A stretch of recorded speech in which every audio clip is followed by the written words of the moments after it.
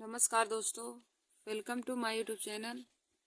आज मैं आप सभी लोगों के लिए जीके में पॉलिटी से संबंधित महत्वपूर्ण टॉपिक लेकर आए हूँ। तो देखिए दोस्तों, आज का हमारा टॉपिक पॉलिटी में है संविधान की प्रस्तावना। संविधान की प्रस्तावना, तो देखिए दोस्तों, प्रस्तावना को उद्देशिका भी कहते हैं। तो देखिए दोस्तों, संविधान की प्रस्तावना से संबंधित बहुत ही महत्वपूर्ण क्वेश्चन है जो एसएससी जीडी की परीक्षाओं में पूछा जाएगा। तो एसएससी जीडी की परीक्षा कल 17 फरवरी को देखिए दोस्तों, उसमें भी पूछा जाएगा। और सभी कंपटीशन की परीक्षाओं के लिए हमारा यह वीडियो बहुत ही महत्वपूर्ण है। देखिए दोस्तों, पॉलिटी में संविधान से संबंधित क्वेश्चन हर कंपटीशन की परीक्षा में 2-3 नंबर के पूछे जाते हैं। तो आप लोग हमारे इस वीडियो को जरूर देख लीजिए और अपने दोस्तों में भी शेयर कर लीजिए। तो देखिए दोस्तों, यहाँ पे हमारा पहला क्वेश्चन है, भारतीय संविधान में उद्देशिका का विचार किस देश के संविधान से लिया गया है? भारतीय संविधान में उद्देशिका का विचार किस देश के संविधान से लिया गया है? तो देखिए दोस्तों, इसका राइट आंसर हो जाएगा यूएसए, यानी कि संयुक्त राज्य अमेरिका। भारतीय संविधान में उद्देशिका का विचार संयुक्त राज्य अमेरिका से लिया गया है। और संयुक्त राज्य अमेरिका को हम यूएसए भी कहते हैं, यानी कि United state of America. United state of America, संयुक्त राज्य अमेरिका को ही यूएसए भी कहा जाता है। तो दोस्तों, भारतीय संविधान में उद्देशिका का विचार संयुक्त राज्य अमेरिका से लिया गया है। फिर हमारा अगला क्वेश्चन है कि भारतीय संविधान में उद्देशिका की भाषा किस देश के संविधान से लिया गया है? भारतीय संविधान में उद्देशिका की भाषा किस देश के संविधान से लिया गया है? तो देखिए दोस्तों, इसका राइट आंसर हो जाएगा ऑस्ट्रेलिया से। भारतीय संविधान में उद्देशिका की भाषा ऑस्ट्रेलिया से लिया गया है, और जबकि उद्देशिका का विचार संयुक्त राज्य अमेरिका से लिया गया है। तो देखिए दोस्तों, हमारा अगला क्वेश्चन दिया है कि भारतीय संविधान की उद्देशिका यानी कि प्रस्तावना में अभी तक कितनी बार संशोधन हुआ है? भारतीय संविधान की उद्देशिका में कितनी बार संशोधन हुआ है? तो देखिए दोस्तों, भारतीय संविधान की उद्देशिका में एक बार संशोधन हुआ है, और वह कब हुआ था? तो 42वां संविधान संशोधन 1976 ईस्वी में। 42वां संविधान संशोधन 1976 ईस्वी में हुआ था। तो दोस्तों, भारतीय संविधान की उद्देशिका या प्रस्तावना में कितनी बार संशोधन हुआ? तो आप बताएंगे एक बार संशोधन हुआ, वह हुआ था 42वां संविधान संशोधन 1976 ईस्वी में। फिर देखिए दोस्तों, हमारा अगला क्वेश्चन है कि हम भारत के लोग शब्दों का प्रयोग भारतीय संविधान में कहां से लिया गया है? हम भारत के लोग शब्दों का प्रयोग भारतीय संविधान में कहां से लिया गया है? तो देखिए दोस्तों, हम भारत के लोग शब्दों का प्रयोग भारतीय संविधान में संविधान की प्रस्तावना से लिया गया है। हम भारत के लोग शब्दों का प्रयोग भारतीय संविधान में संविधान की प्रस्तावना से लिया गया है। फिर हमारा अगला क्वेश्चन है कि किसने प्रस्तावना को संविधान की आत्मा कहा? किसने प्रस्तावना को संविधान की आत्मा कहा है? तो देखिए दोस्तों, संविधान की आत्मा प्रस्तावना को ठाकुर दास भार्गव ने कहा है। प्रस्तावना को संविधान की आत्मा ठाकुर दास भार्गव ने कहा है। फिर हमारा अगला क्वेश्चन है कि किसने प्रस्तावना को पहचान पत्र कहा है? प्रस्तावना को पहचान पत्र किसने कहा है? तो देखिए दोस्तों, यानी पालखीवाला ने प्रस्तावना को पहचान पत्र कहा है। यानी पालखीवाला ने प्रस्तावना को पहचान पत्र कहा है। फिर हमारा अगला क्वेश्चन है कि किसने प्रस्तावना को संविधान की जन्म कुंडली कहा है? किसने प्रस्तावना को संविधान की जन्म कुंडली कहा है? तो देखिए दोस्तों, के.एम. मुंशी ने संविधान को प्रस्तावना की जन्म कुंडली कहा है। देखिए दोस्तों, प्रस्तावना को संविधान की आत्मा ठाकुर दास भार्गव ने कहा है। प्रस्तावना को संविधान की आत्मा ठाकुर दास भार्गव ने कहा है। प्रस्तावना को पहचान पत्र यानी पालखीवाला ने कहा है, और प्रस्तावना को संविधान की जन्म कुंडली के.एम. मुंशी ने कहा है। प्रस्तावना को संविधान की जन्म कुंडली के.एम. मुंशी ने कहा है। फिर देखिए दोस्तों, हमारा अगला क्वेश्चन दिया है, संविधान सभा की पहली बैठक कब हुई थी? संविधान सभा की पहली बैठक कब हुई? तो देखिए दोस्तों, संविधान सभा की पहली बैठक 9 दिसंबर 1946 ईस्वी को हुई थी। संविधान सभा की पहली बैठक 9 दिसंबर 1946 ईस्वी को हुई थी। और दोस्तों, यदि पूछे कि संविधान सभा की पहली बैठक कहाँ पर हुई थी, तो संविधान सभा की पहली बैठक 9 दिसंबर 1946 ईस्वी को नई दिल्ली में हुई थी। फिर हमारा अगला क्वेश्चन है कि संविधान सभा के अस्थायी अध्यक्ष कौन है। संविधान सभा के अस्थायी अध्यक्ष कौन है? तो दोस्तों संविधान सभा के अस्थायी अध्यक्ष डॉक्टर राजेंद्र प्रसाद जी हैं। संविधान सभा के अस्थायी अध्यक्ष डॉक्टर राजेंद्र प्रसाद जी हैं। फिर हमारा अगला क्वेश्चन है कि संविधान सभा के अस्थायी अध्यक्ष कौन है। संविधान सभा के अस्थायी अध्यक्ष कौन है? तो देखिए दोस्तों संविधान सभा के अस्थायी अध्यक्ष डॉक्टर सच्चिदानंद सिन्हा जी हैं। संविधान सभा के अस्थायी अध्यक्ष डॉक्टर सच्चिदानंद सिन्हा जी हैं। फिर हमारा अगला क्वेश्चन है कि भारत का संविधान बनने में कितना समय लगा। भारत का संविधान बनने में कितना समय लगा? तो देखिए दोस्तों भारत का संविधान बनने में लगा समय 2 वर्ष 11 माह 18 दिन का समय लगा। भारत का संविधान बनने में 2 वर्ष 11 माह और 18 दिन का समय लगा था। फिर हमारा अगला क्वेश्चन है कि संविधान के अनुच्छेद 1 में भारत को क्या कहा गया है। संविधान के अनुच्छेद 1 में भारत को क्या कहा गया है? तो देखिए दोस्तों संविधान के अनुच्छेद 1 में भारत को राज्यों का संघ कहा गया है। संविधान के अनुच्छेद 1 में भारत को राज्यों का संघ कहा गया है। फिर हमारा अगला क्वेश्चन है कि स्वतंत्र भारत के पहले कानून मंत्री कौन थे। स्वतंत्र भारत के पहले कानून मंत्री कौन थे? तो देखिए दोस्तों स्वतंत्र भारत के पहले कानून मंत्री डॉक्टर भीमराव अंबेडकर जी थे। स्वतंत्र भारत के पहले कानून मंत्री डॉक्टर भीमराव अंबेडकर जी थे। फिर हमारा अगला क्वेश्चन है कि किस संविधान संशोधन को मिनी संविधान या लघु संविधान संशोधन कहते हैं। किस संविधान संशोधन को मिनी संविधान या लघु संविधान कहते हैं? तो देखिए दोस्तों 42वें संविधान संशोधन को मिनी संविधान या लघु संविधान के नाम से जाना जाता है। 42वें संविधान संशोधन को मिनी संविधान या लघु संविधान कहते हैं। फिर हमारा आगे अगला क्वेश्चन दिया है कि मौलिक अधिकार किस देश के संविधान से लिया गया है। मौलिक अधिकार किस देश के संविधान से लिया गया है? तो देखिए दोस्तों मौलिक अधिकार अमेरिका देश के संविधान से लिया गया है। मौलिक अधिकार किस देश के संविधान से लिया गया है? तो दोस्तों मौलिक अधिकार अमेरिका देश के संविधान से लिया गया है। फिर देखिए दोस्तों हमारा अगला क्वेश्चन दिया है कि भारतीय संविधान की समवर्ती सूची की धारणा किस देश के संविधान से लिया गया है। भारतीय संविधान की समवर्ती सूची की धारणा किस देश के संविधान से लिया गया है? तो दोस्तों भारतीय संविधान की समवर्ती सूची की धारणा ऑस्ट्रेलिया देश के संविधान से लिया गया है। समवर्ती सूची की अवधारणा ऑस्ट्रेलिया देश के संविधान से लिया गया है। फिर हमारा अगला क्वेश्चन है कि संविधान में संशोधन किस देश के संविधान से लिया गया है। संविधान में संशोधन किस देश के संविधान से लिया गया है? तो देखिए दोस्तों संविधान में संशोधन दक्षिण अफ्रीका से लिया गया है। संविधान में संशोधन दक्षिण अफ्रीका से लिया गया है। फिर हमारा अगला क्वेश्चन दिया है कि मौलिक कर्तव्य किस देश के संविधान से लिया गया है। मौलिक कर्तव्य किस देश के संविधान से लिया गया है? तो दोस्तों मौलिक कर्तव्य रूस के संविधान से लिया गया है। मौलिक कर्तव्य रूस के संविधान से लिया गया है। फिर हमारा अगला क्वेश्चन है कि राज्य के नीति निर्देशक सिद्धांत किस देश के संविधान से लिया गया है। राज्य के नीति निर्देशक सिद्धांत किस देश के संविधान से लिया गया है? तो दोस्तों राज्य के नीति निर्देशक सिद्धांत आयरलैंड के संविधान से लिया गया है। फिर हमारा अगला क्वेश्चन है आगे की भारतीय संविधान में कितनी अनुसूचियां हैं। भारतीय संविधान में कितनी अनुसूचियां हैं? तो देखिए दोस्तों वर्तमान भारतीय संविधान में कुल 12 अनुसूचियां हैं। अब यदि पूछे कि मूल संविधान में कितनी अनुसूचियां थी तो आप बताएंगे मूल संविधान में 8 अनुसूचियां थी, जबकि वर्तमान संविधान में 12 अनुसूचियां हैं। देखिए दोस्तों यदि पूछे कि मूल संविधान में कितनी अनुसूचियां हैं तो आप बताएंगे मूल संविधान में 8 अनुसूचियां थी और वर्तमान संविधान में 12 अनुसूचियां हैं। फिर हमारा अगला क्वेश्चन है कि भारत में एकल नागरिकता की अवधारणा किस देश के संविधान से लिया गया है। भारत में एकल नागरिकता की अवधारणा किस देश के संविधान से लिया गया है? तो देखिए दोस्तों भारत में एकल नागरिकता की अवधारणा इंग्लैंड देश के संविधान से लिया गया है।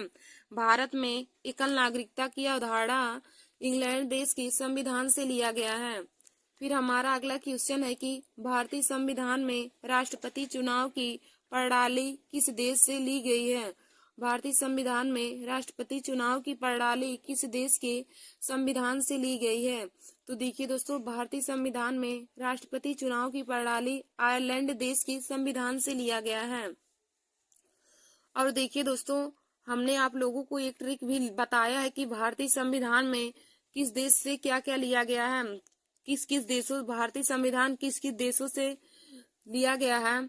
तो उसका हमने आप लोगों को ट्रिक बताया था, आबिद आज रुक जा अमेरिका, आबिद आज रुक जा अमेरिका। तो दोस्तों, जिन भी स्टूडेंट को हमारा ट्रिक नहीं पता, वे लोग हमारे चैनल पे जा करके हमारे उस वीडियो को जरूर देख लीजिए। तो उसमें हमने बहुत ही आसानी ट्रिक की सहायता से बताया है कि भारतीय संविधान किन किन देशों से लिया गया है।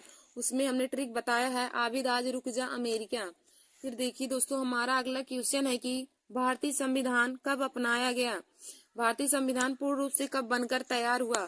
तो दोस्तों, भारतीय संविधान पूर्ण रूप से बनकर तैयार हुआ 26 नवंबर 1949 ईस्वी को। भारतीय संविधान पूर्ण रूप से बनकर तैयार हुआ था 26 नवंबर 1949 ईस्वी को। फिर हमारा अगला क्वेश्चन है कि राष्ट्रीय गान पहली बार कब और कहाँ गाया गया था? राष्ट्रीय गान पहली बार कब और कहाँ गाया गया था? तो देखिए दोस्तों, राष्ट्रीय गान पहली बार 27 दिसंबर 1911 ईस्वी को कोलकाता में गाया गया था। भारतीय संविधान राष्ट्रीय गान सर्वप्रथम 27 दिसंबर 1911 ईस्वी को कोलकाता में गाया गया था। फिर देखिए दोस्तों, हमारा अगला क्वेश्चन है कि संविधान के अंतर्गत भारतीय लोकतंत्र के आदर्शों को हम कहाँ देख सकते हैं? संविधान के अंतर्गत भारतीय लोकतंत्र के आदर्शों को हम कहाँ देख सकते हैं?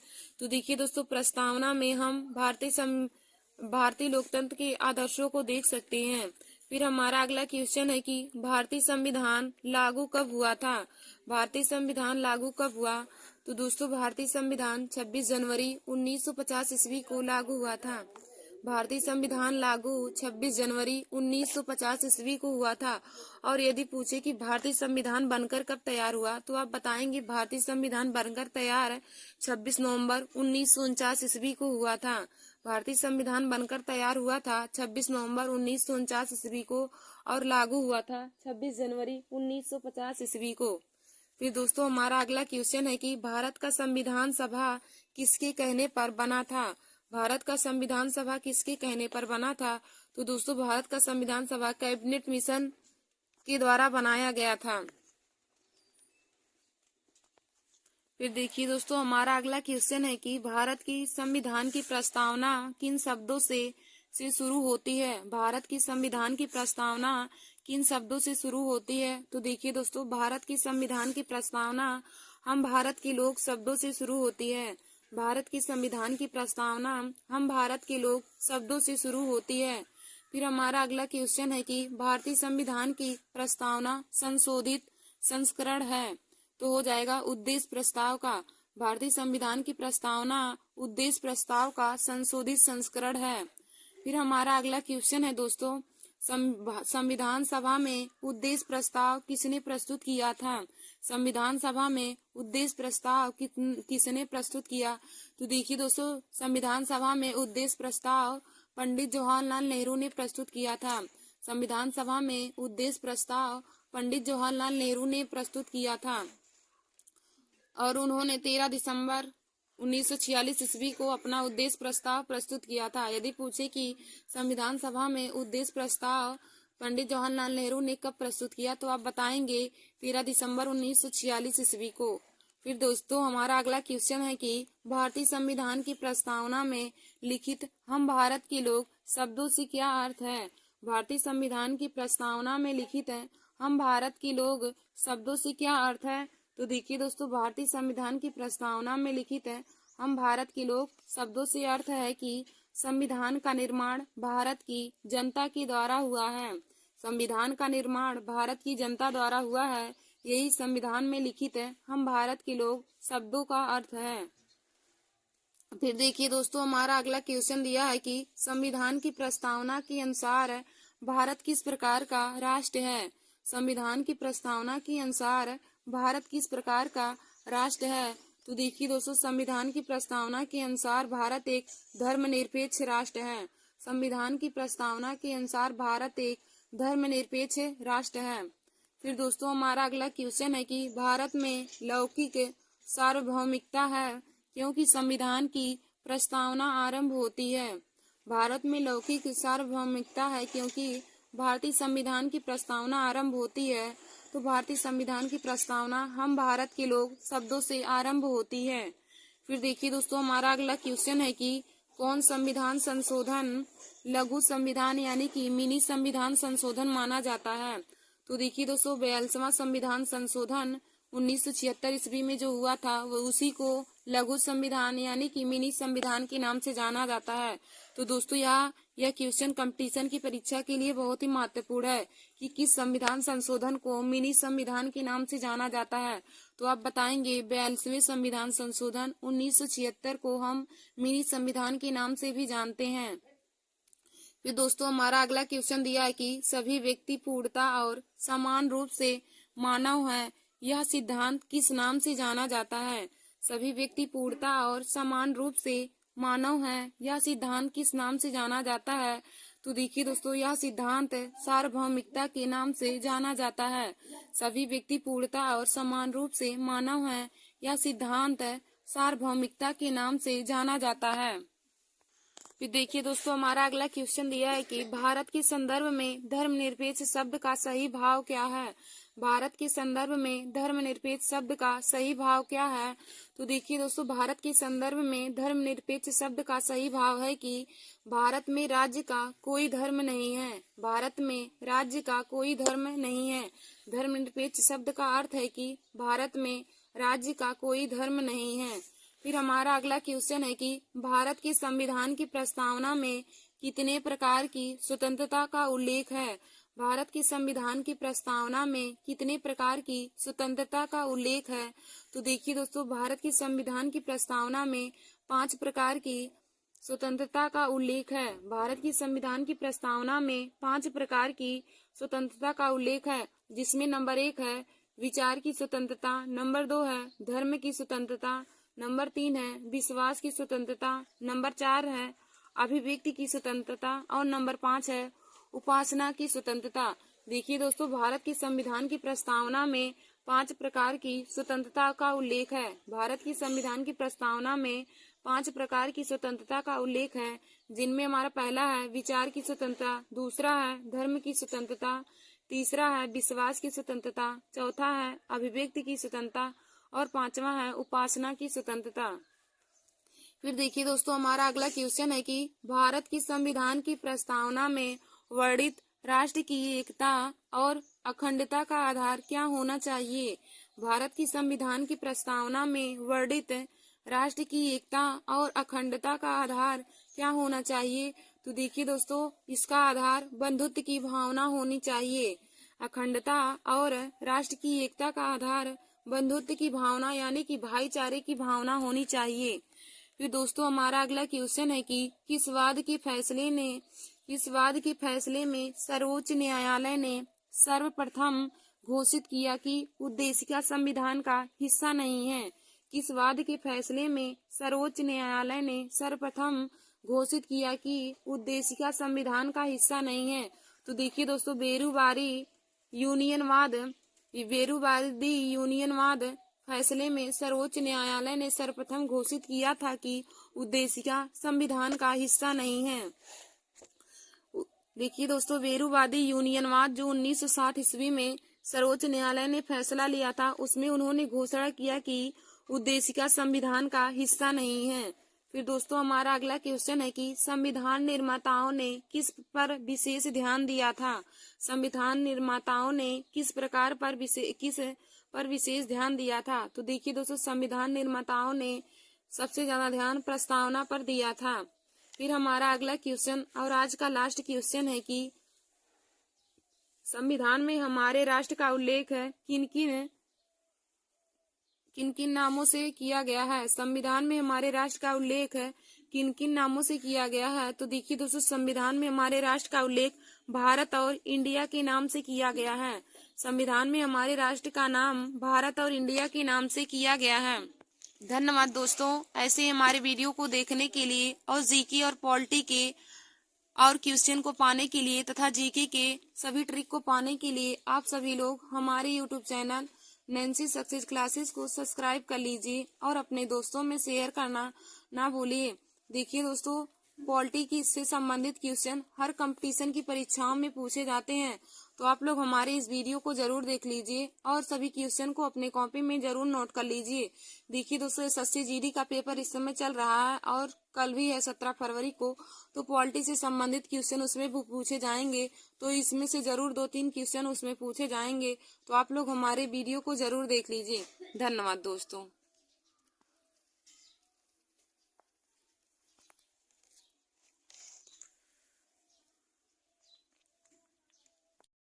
नमस्कार दोस्तों, welcome to my YouTube channel. आज मैंने आप सभी लोगों के लिए पॉलिटी में महत्वपूर्ण क्वेश्चन लाया है, जो देखिए दोस्तों हर कंपटीशन की परीक्षाओं के लिए बहुत ही महत्वपूर्ण है। जैसे एसएससी जीडी हुआ, सीजीएल है, यूपीपी, आरआरबी, एनटीपीसी और सभी कंपटीशन की परीक्षाओं के लिए पॉलिटी से संबंधित क्वेश्चन हर बार ही पूछे जाते हैं। तो दोस्तों, आप सभी लोग हमारे इस वीडियो को जरूर देख लीजिए और अपने दोस्तों में भी शेयर कर लीजिए। तो देखिए दोस्तों, हमारा पहला क्वेश्चन है कि भारतीय संविधान की उद्देशिका में किस संशोधन द्वारा समाजवाद, पंथ निरपेक्षता तथा अखंडता को जोड़ा गया था। भारतीय संविधान की उद्देशिका में किस संविधान संशोधन द्वारा समाजवाद, पंथ निरपेक्षता तथा अखंडता को जोड़ा गया था।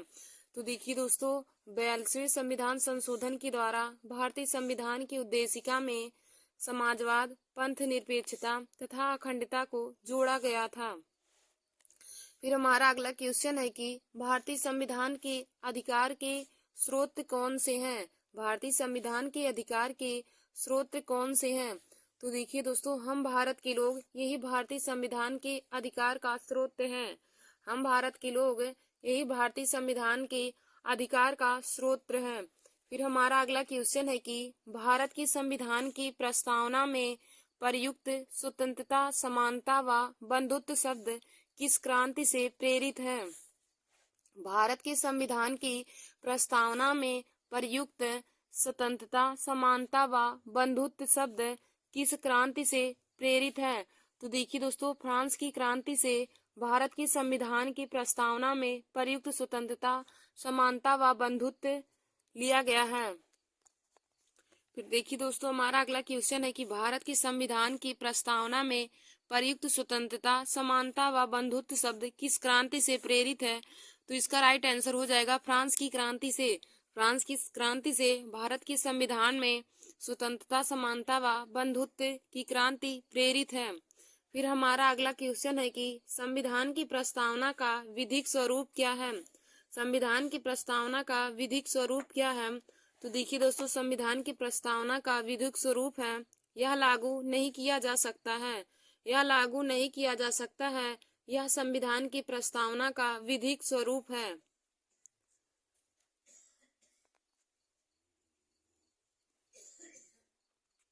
फिर देखिए दोस्तों, हमारा अगला क्वेश्चन है कि भारत के संविधान की प्रस्तावना के शुरुआती शब्द के संविधान से लिए गए हैं। भारत के संविधान की प्रस्तावना के शुरुआती शब्द किस देश के संविधान से लिए गए हैं। तो देखिए दोस्तों, भारत के संविधान के शुरुआती शब्द कौन से हैं। तो शुरुआती शब्द हैं हम भारत के लोग, और हम भारत के लोग यह शब्द संयुक्त राज्य अमेरिका देश के संविधान से लिया गया है। हम भारत के लोग शब्दों का प्रयोग संयुक्त राज्य अमेरिका के देश से लिया गया है। फिर दोस्तों, हमारा अगला क्वेश्चन है कि संविधान की प्रस्तावना में अंतिम बार संशोधन कब किया गया। संविधान की प्रस्तावना में अंतिम बार संशोधन कब हुआ था। तो देखिए दोस्तों, संविधान की प्रस्तावना में अंतिम बार संशोधन 1976 ईस्वी में हुआ था। संविधान की प्रस्तावना में अंतिम बार संशोधन 1976 ईस्वी में हुआ था। और यदि पूछे कि प्रथम संविधान संशोधन कब हुआ था, तो दोस्तों प्रथम संविधान संशोधन 1951 ईस्वी में हुआ था। फिर हमारा अगला क्वेश्चन है कि भारत के संविधान की प्रस्तावना में कितने प्रकार के न्याय, स्वतंत्रता, समानता व अखंडता है। भारत की संविधान की प्रस्तावना में कितने प्रकार के न्याय, स्वतंत्रता, समानता व अखंडता है। तो देखिए दोस्तों, भारत की संविधान में 3 प्रकार के न्याय, 5 प्रकार की स्वतंत्रता, 2 प्रकार की समानता और 1 प्रकार की अखंडता है। भारत के संविधान में 3 प्रकार के न्याय हैं, 5 प्रकार की स्वतंत्रता है, 2 प्रकार की समानता है और 1 प्रकार की अखंडता है। फिर दोस्तों हमारा अगला क्वेश्चन है कि संविधान की प्रस्तावना में भारत को क्या कहा गया है। संविधान की प्रस्तावना में भारत को क्या कहा गया है। तो देखिए दोस्तों, संविधान की प्रस्तावना में भारत को सर्वसत्ताधारी, समाजवादी, धर्मनिरपेक्ष, लोकतांत्रिक, गणराज्य कहा गया है। भारत की संविधान की प्रस्तावना में भारत को सर्वसत्ताधारी, समाजवादी, धर्मनिरपेक्ष, लोकतांत्रिक और गणराज्य कहा गया है। देखिए दोस्तों, संविधान की प्रस्तावना में भारत को सर्वसत्ताधारी, समाजवादी, धर्मनिरपेक्ष, लोकतांत्रिक तथा गणराज्य कहा गया है। फिर हमारा अगला क्वेश्चन है कि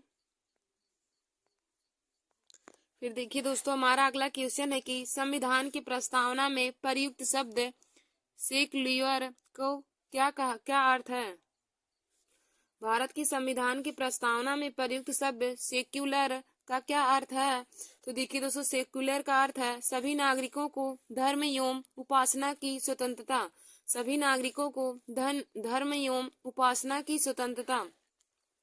फिर हमारा अगला क्वेश्चन है कि संविधान सभा में राज्य के नीति निदेशक सिद्धांत की धारणा कहाँ के संविधान से ली गई है या फिर किस देश के संविधान से लिया गया है। संविधान सभा में राज्य की नीति निदेशक सिद्धांत की धारणा किस देश के संविधान से लिया गया है।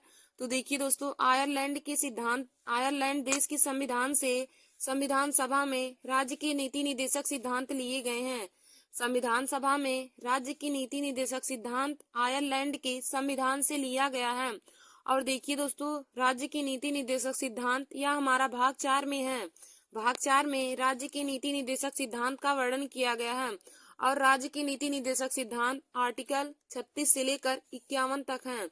राज्य की नीति निदेशक सिद्धांत आर्टिकल 36 से लेकर 51 तक है और राज्य की नीति निदेशक सिद्धांत आयरलैंड के संविधान से लिए गए हैं। आयरलैंड देश के संविधान से लिए गए हैं। और दोस्तों, राज्य के नीति निदेशक सिद्धांत के बारे में वर्णन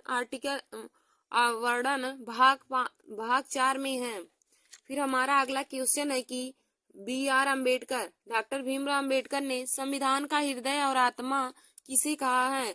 डॉक्टर भीमराव अम्बेडकर ने संविधान का हृदय और आत्मा किसे कहा है। तो देखिए दोस्तों, डॉक्टर भीमराव अम्बेडकर ने संवैधानिक उपचारों के अधिकार को संविधान का हृदय और आत्मा कहा है। संवैधानिक उपचारों के अधिकार को डॉक्टर भीमराव अम्बेडकर ने संविधान का हृदय और आत्मा कहा है। और देखिए दोस्तों, संवैधानिक उपचारों का अधिकार हमारा आर्टिकल 32 में है। संवैधानिक उपचारों का अधिकार आर्टिकल 32 में है और आर्टिकल 32 को ही डॉक्टर भीमराव अम्बेडकर ने संविधान का हृदय और आत्मा कहा है। यदि पूछे कि डॉक्टर भीमराव अम्बेडकर ने संविधान के किस आर्टिकल को संविधान का हृदय और आत्मा कहा है, तो दोस्तों आप बताएंगे कि आर्टिकल 32 को डॉक्टर भीमराव अम्बेडकर ने संविधान का हृदय और आत्मा कहा है। फिर देखिए दोस्तों, हमारा अगला क्वेश्चन है कि हाउस ऑफ द पीपल को लोकसभा का नाम किस वर्ष दिया गया था। हाउस ऑफ द पीपल को लोकसभा का नाम किस वर्ष दिया गया था। तो देखिए दोस्तों, हाउस ऑफ द पीपल को लोकसभा का नाम 1954 ईस्वी में दिया गया था। हाउस ऑफ द पीपल को लोकसभा का नाम 1954 ईस्वी में दिया गया था। फिर हमारा अगला क्वेश्चन है कि रिट जारी किए जाते हैं। रिट जारी किए जाते हैं तो देखिए दोस्तों, रिट जारी किए जाते हैं सर्वोच्च न्यायालय और उच्च न्यायालयों के द्वारा। सर्वोच्च न्यायालय और उच्च न्यायालयों के द्वारा रिट जारी किए जाते हैं। फिर दोस्तों हमारा अगला क्वेश्चन है कि संविधान की संकल्पना का उद्भव सर्वप्रथम किस देश में हुआ। संविधान की संकल्पना का उद्भव सर्वप्रथम किस देश में हुआ। तो देखिए दोस्तों, संविधान की संकल्पना का उद्भव सर्वप्रथम ब्रिटेन देश में हुआ था। संविधान की संकल्पना का उद्भव सर्वप्रथम ब्रिटेन देश में हुआ था। फिर हमारा अगला क्वेश्चन है कि देश का प्रथम विधि अधिकारी कौन है। देश का प्रथम विधि अधिकारी कौन है। तो देखिए दोस्तों, देश का प्रथम विधि अधिकारी महान्यायवादी है। देश का प्रथम विधि अधिकारी कौन है। तो दोस्तों, देश का प्रथम विधि अधिकारी महान्यायवादी है। फिर देखिए दोस्तों, हमारा अगला क्वेश्चन है कि भारतीय संविधान का अभिरक्षक कौन है। भारतीय संविधान का अभिरक्षक कौन है? तो देखिए दोस्तों, भारत का मुख्य न्यायाधीश भारतीय संविधान का अभिरक्षक माना जाता है। भारतीय संविधान का अभिरक्षक कौन है? तो दोस्तों, भारत का मुख्य न्यायाधीश भारतीय संविधान का अभिरक्षक है। फिर हमारा अगला क्वेश्चन है कि भारतीय संविधान में कुल कितने मौलिक कर्तव्य हैं? भारतीय संविधान में कुल कितने मौलिक कर्तव्य हैं? तो देखिए दोस्तों, भारतीय संविधान में कुल मौलिक कर्तव्य 11 हैं। भारतीय संविधान में कुल मौलिक कर्तव्य 11 हैं। फिर हमारा अगला क्वेश्चन है कि भारतीय संविधान में मौलिक कर्तव्य कब समाविष्ट किए गए? भारतीय संविधान में मौलिक कर्तव्य कब समाविष्ट किए गए? तो देखिए दोस्तों, सन 1976 ईस्वी में भारतीय संविधान में मौलिक कर्तव्य समाविष्ट किए गए थे। भारतीय संविधान में मौलिक कर्तव्य 1976 ईस्वी में समाविष्ट किए गए थे। फिर देखिए दोस्तों, हमारा अगला क्वेश्चन है कि संविधान का अधिकार एक मौलिक अधिकार कब बन गया? संविधान का अधिकार एक मौलिक अधिकार कब बन गया? तो दोस्तों देखिए, शिक्षा का अधिकार एक मौलिक अधिकार कब बन गया? हमारा क्वेश्चन है कि शिक्षा का अधिकार एक मौलिक अधिकार कब बन गया? तो देखिए दोस्तों, शिक्षा का अधिकार एक मौलिक अधिकार 1 अप्रैल 2010 ईस्वी को बन गया था। शिक्षा का अधिकार एक मौलिक अधिकार 1 अप्रैल 2010 को बन गया था। फिर हमारा अगला क्वेश्चन है कि भारत में स्वतंत्रता के बाद कितनी बार राष्ट्रीय आपातकाल लागू हो चुका है? भारत में स्वतंत्रता के बाद कितनी बार राष्ट्रीय आपातकाल लागू हो चुका है? तो देखिए दोस्तों, भारत में स्वतंत्रता के बाद आपातकाल 3 बार लागू हो चुका है। भारत में स्वतंत्रता के बाद राष्ट्रीय आपातकाल 3 बार लागू हो चुका है। फिर हमारा अगला क्वेश्चन है कि वह कौन से उपराष्ट्रपति हैं? वह कौन से उपराष्ट्रपति हैं जिन्होंने राष्ट्रपति का चुनाव लड़ने के लिए अपने पद से त्यागपत्र दे दिया था? वह कौन से उपराष्ट्रपति हैं जिन्होंने राष्ट्रपति का चुनाव लड़ने के लिए अपने पद से त्यागपत्र दे दिया था? तो देखिए दोस्तों, वीवी गिरी थे जिन्होंने जो उपराष्ट्रपति थे, वीवी गिरी उपराष्ट्रपति थे और उन्होंने राष्ट्रपति का चुनाव लड़ने के लिए अपने पद से त्यागपत्र दे दिया था। फिर देखिए दोस्तों, हमारा अगला क्वेश्चन है कि लोकसभा के अध्यक्ष का चुनाव किया जाता है। लोकसभा के अध्यक्ष का चुनाव किया जाता है। तो देखिए दोस्तों, लोकसभा के अध्यक्ष का चुनाव लोकसभा के सदस्यों के द्वारा किया जाता है।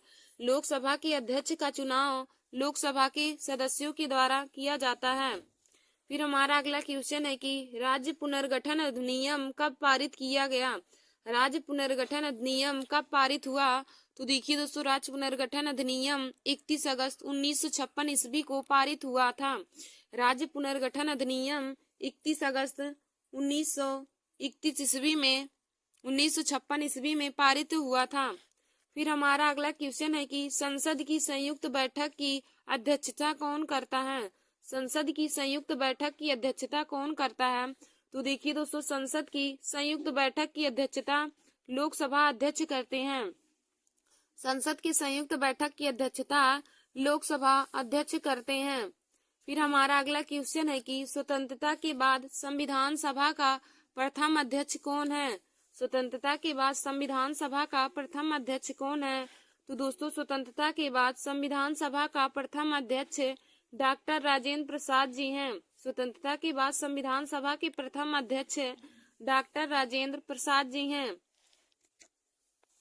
फिर देखिए दोस्तों, हमारा अगला क्वेश्चन है कि हम भारत के लोग शब्दों का प्रयोग भारतीय संविधान में कहां से लिया गया है? हम भारत के लोग शब्दों का प्रयोग भारतीय संविधान में कहां से लिया गया है? तो देखिए दोस्तों, संविधान की प्रस्तावना से हम भारत के लोग शब्दों का प्रयोग भारतीय संविधान में किया गया है। संविधान की प्रस्तावना से हम भारत के लोग शब्दों का प्रयोग किया गया है। फिर देखिए दोस्तों, हमारा अगला क्वेश्चन है कि किसने प्रस्तावना को संविधान की आत्मा कहा है? किसने प्रस्तावना को संविधान की आत्मा कहा है? तो देखिए दोस्तों, ठाकुर दास भार्गव ने प्रस्तावना को संविधान की आत्मा कहा है। प्रस्तावना को संविधान की आत्मा ठाकुर दास भार्गव ने कहा है। फिर हमारा अगला क्वेश्चन है कि किसने प्रस्तावना को पहचान पत्र कहा है? किसने प्रस्तावना को पहचान पत्र कहा है? तो दोस्तों प्रस्तावना को पहचान पत्र यानी पालखी वाला ने कहा है। प्रस्तावना को पहचान पत्र यानी पालखी वाला ने कहा है। फिर हमारा अगला क्वेश्चन है कि किसने प्रस्तावना को संविधान की जन्म कुंडली कहा है। किसने प्रस्तावना को संविधान की जन्म कुंडली कहा है। तो देखिए दोस्तों के.एम. मुंशी जी ने प्रस्तावना को संविधान की जन्म कुंडली कहा है। फिर देखिए दोस्तों हमारा अगला क्वेश्चन है कि संविधान की प्रस्तावना के अनुसार भारत किस प्रकार का राष्ट्र है। संविधान की प्रस्तावना के अनुसार भारत किस प्रकार का राष्ट्र है। तो देखिए दोस्तों संविधान की प्रस्तावना के अनुसार भारत एक धर्मनिरपेक्ष राष्ट्र है। संविधान की प्रस्तावना के अनुसार भारत एक धर्मनिरपेक्ष राष्ट्र है। फिर हमारा अगला क्वेश्चन है कि भारतीय संविधान में उद्देशिका का विचार किस देश के संविधान से लिया गया है। भारतीय संविधान में उद्देशिका का विचार किस देश के संविधान से लिया गया है। तो देखिए दोस्तों भारतीय संविधान में उद्देशिका का विचार संयुक्त राज्य अमेरिका यानी कि यूएसए से लिया गया है। भारतीय संविधान में उद्देशिका का विचार संयुक्त राज्य अमेरिका यानी कि यूएसए से लिया गया है। फिर हमारा अगला क्वेश्चन है कि भारतीय संविधान में उद्देशिका का ही भाषा भारतीय संविधान में उद्देशिका की भाषा किस देश के संविधान से लिया गया है। भारतीय संविधान में उद्देशिका की भाषा किस देश के संविधान से लिया गया है। तो देखिए दोस्तों भारतीय संविधान में उद्देशिका की भाषा ऑस्ट्रेलिया देश के संविधान से लिया गया है। भारतीय संविधान में उद्देशिका की भाषा ऑस्ट्रेलिया देश के संविधान से लिया गया है। फिर हमारा अगला क्वेश्चन है कि भारतीय संविधान की उद्देशिका यानी कि प्रस्तावना में कितनी बार संशोधन हुआ था। भारतीय संविधान की उद्देशिका यानी कि प्रस्तावना में कितनी बार संशोधन हुआ था। तो दोस्तों भारतीय संविधान की प्रस्तावना में एक बार संशोधन हुआ था और वह कब हुआ। 42वां संविधान संशोधन 1976 के द्वारा 42वां संविधान संशोधन 1976 के द्वारा संविधान की उद्देशिका में संशोधन हुआ था। धन्यवाद दोस्तों। ऐसे हमारे वीडियो को देखने के लिए और जीके और पॉलिटी के और सभी इम्पोर्टेंट क्वेश्चन को पाने के लिए आप सभी लोग हमारे YouTube channel Nancy success classes को सब्सक्राइब कर लीजिए और अपने दोस्तों में शेयर करना ना भूलिए। देखिए दोस्तों आज का जो हमारा यह वीडियो पॉलिटी का है यह हर कंपटीशन की परीक्षा के लिए बहुत ही महत्वपूर्ण है। जैसे एसएससी जीडी का पेपर हो रहा उसमें भी पॉलिटी से संबंधित हर क्वेश्चन पूछे जाते हैं। और दोस्तों जीडी हुआ, सीजीएल हुआ, यूपीपी है, आरआरबी, एनटीपीसी है, ग्रुप डी सभी कंपटीशन की परीक्षाओं के लिए बहुत ही महत्वपूर्ण है। तो आप लोग हमारे इस वीडियो को जरूर देख लीजिएगा। धन्यवाद दोस्तों।